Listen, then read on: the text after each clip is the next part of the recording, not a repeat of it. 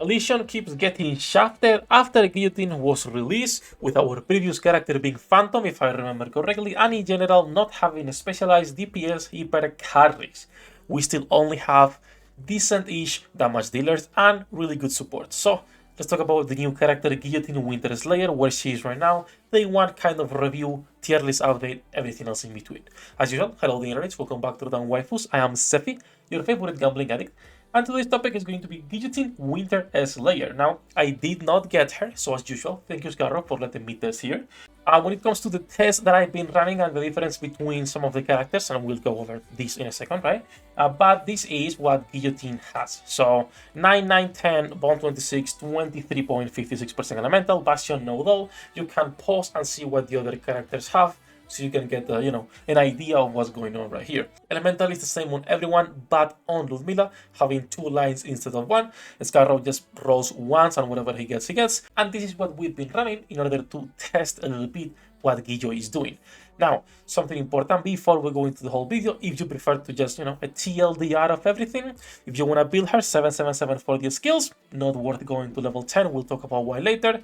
Bastion over Resilience, because she already has like a 1 second reload time, which is more than, fast enough. You could go Resilience, no problem, but I prefer Bastion for the extra uptime on skill 2 for the stacks on attack. And then stat priority, since she gets so much attack already, you can't kind of ignore it, leave it as a secondary filler stat, and focus on elemental and max ammunition capacity. Those 2 are priority, and then you want to go into the rest. When it comes to the tier list, I'm putting her, for now, day 1 initial review, on T1. It feels like it's a good spot to put her on good units, honestly, right there, chilling.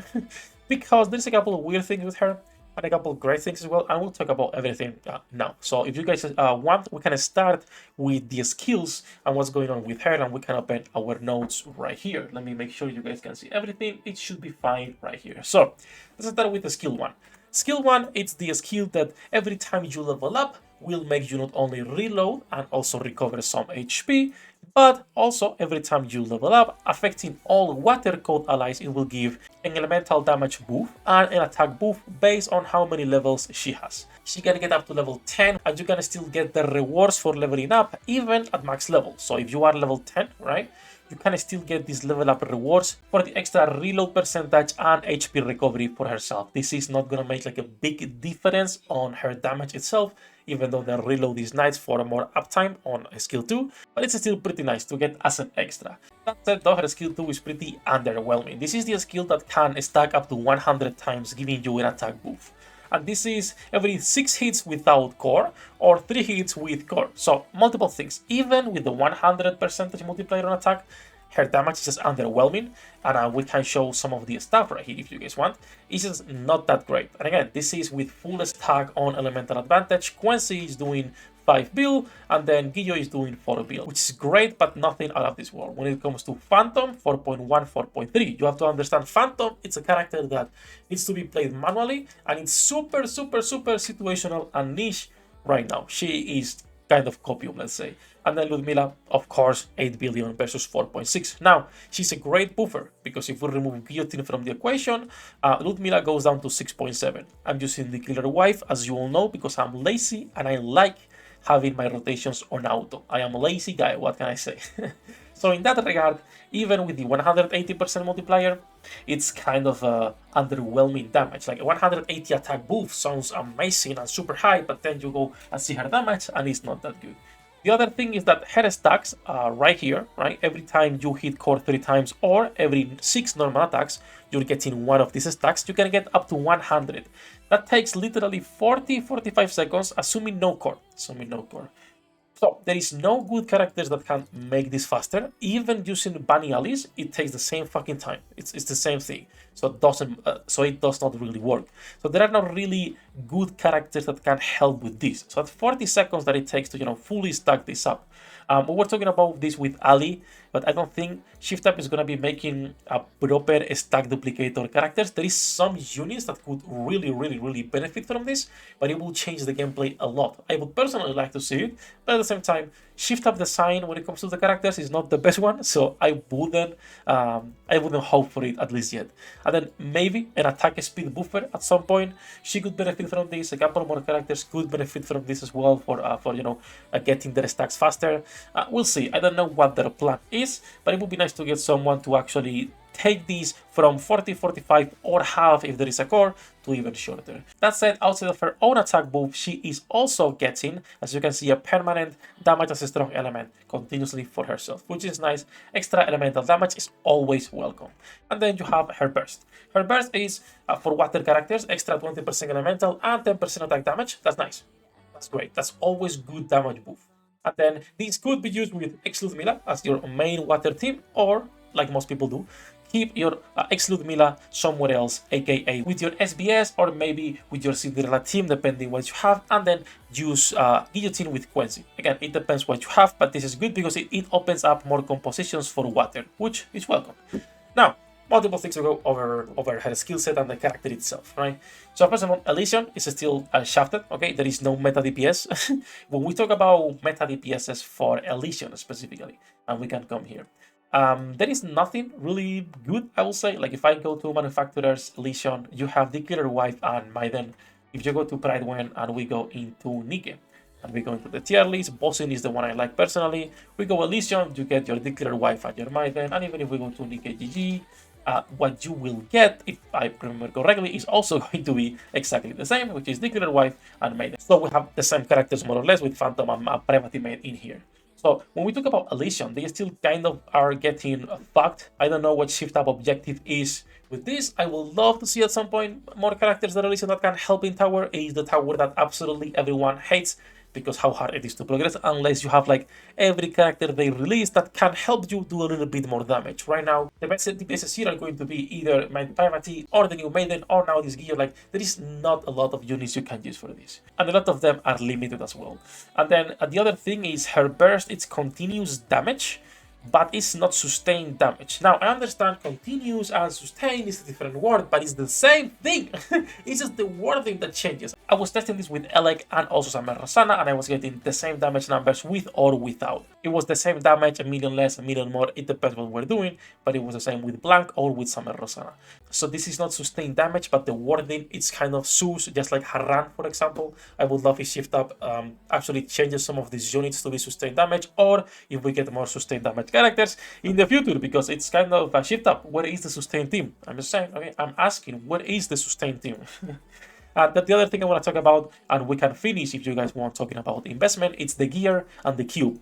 This is a really simple character to build. She gets so much attack on her own that you only worry about the elemental and max ammo. That's it, nothing else. You can focus on getting crit lines instead of attack as filler if you want, but the elemental and max ammo is priority. When it comes to cube, I prefer Bastion. You can also run Resilience. Both of them work pretty well and are the ones that are going to help her the most, like almost every unit in the game. So that's for the cube and for the easy to build character. Now, skill investment. I wanted to talk about this. This is what I was saying earlier, where I will not go above level 7. So skills at level 7, the percentages you get versus level 10, considering how expensive it is and how little skill book income we get, is not worth going so far. So skill 1, elemental damage will go from 1% to 1.16% on each stack. So right here, this one right here. That's not worth for how expensive it is. The attack will go from 0.79 per stack to 0.91. So once again, how expensive that is? No, thank you. Unless you are like a super min-maxer and a well, this is a character that level 7 should be more than enough. I didn't compare it lower because level 4 looks like you're losing a lot versus going 4 to 7 is not that expensive. So most people can afford that in order to get the extra damage, but going any higher feels stupid. As you can see, skill 2 is the same. Elemental damage goes from 642 on level 7 to 746 on level 10. So it's like a 1% for 3 levels of that skill, which is like, no thank you. And then on the burst herself would be the only one that I could be like, okay, you could take to 10, but again, it's a 2%. We're talking attack damage from 8% to 10% and elemental damage from 16 to 18. So even when we're talking about those numbers, it's not worth taking past level 7 at any point, I will say. Unless she's your waifu, then go for it and get her to max level if you want. I just think it's not worth it. Personally, I think it's not worth it. And when it comes to a couple more things on the website for Guillotine herself, you can go read this. But the pros and cons right now that I've put in here are pretty simple, right? So first of all, she is a plug and play elemental buffer, making water units hit harder, which is great because we keep moving into this direction of elemental content, and this is pretty nice. So any character that can boost this damage will always find a place in actual raids, because not only she is buffing other units, but she's doing damage, because there are other characters that are buffers, but you don't want to use because how bad they are. For example, normal Sakura right here is a character that you could be using, but it's like cooldown reduction, elemental. Do you want to use her? Not really. And then easy and cheap to build character, like I was saying, because you don't need to go past level 7, and she only wants max ammo and elemental damage. So pretty good. Now, cons. Even with the absurd attack buff she's getting, 180% something, her damage is kind of underwhelming. It's like, I know, bro. I would love to get a proper ELYSION DPS. Without core, taking 40-45 seconds to fully stack a skill 2. Depending on the situation, it's gonna be, you know, a lot of damage that you are losing, but at the same time, maybe in the future some copy in here, future proof, right? Future proof, our favorite word. We get the stacker unit. I thought we will, but we'll see. And then the other thing is continuous damage is not sustained damage, which I just would love Shift Up to be more consistent with their wording, or more clear on what is a dot and what is sustained damage, because sustained damage is a dot, right? So why is buffing one character but not the other? Same for Haran and some other characters. That said, though, there is not much to talk about when it comes to this girl. And when it comes to her damage, I don't think it's bad, by the way. When we're talking about like a T1 character, right? In my case, in my tier list personally, it is a good unit. It's a great unit. But with how many good units we're getting recently, is it really worth pulling? Now, she's a limited unit, so that's already a saving grace, right? Limited unit, water buffer, is like you could go for one copy. I would not go for multiple copies under like almost any circumstance unless you're well. Her background is really good. I really like this background, but then again, I am not going for MLB. I haven't even gotten my first copy, by the way. I've been testing here. Thank you, Scarro, once again. I did the multi, got shafted. I'm gonna be doing singles while the event is active, but I'm not spending money for her. I will take it if I have to because it's a limited unit, but that's it. Now, all that japping aside, that's gonna be it for this video. I'll make a video this week, probably tomorrow or the day after, talking about the priority for the winter units we have right now. So Guillotine, Maiden, and the two that we have in the shop right now, which are here, and that would be this Lectorio, Ludmilla, and Mika. So I'll make a video on that next, and I will upload that probably tomorrow or after the viewer pulls with it for this Core 7 character. So all that said, that's gonna be for this video. As usual, bosses, thank you for watching the content. Love you all. Have a great evening. We're getting closer to 2025. Another year wasted playing gacha games. God bless gambling addiction. Have a great evening. Good luck with your pool dinner rates. I'll see you on the next one. 役立たずは楽園から追放するのみ。ブランとノワールのショータイムです。天地万物を切るとはこういうことだ。